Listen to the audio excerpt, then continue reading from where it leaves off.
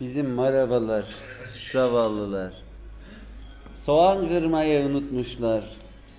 Bizim kedinin mamasını dolaptan çalıp yiyorlar. Ekmek arası yapmışlar fakirlikten. Şu hale bakın. Allah Allah. Ne kadar dertli de söylüyor. Murat Hocam yine alamadı ki yiyelim. Robot işçisi mi, inşaat işçisi mi belli değil ya bunlar.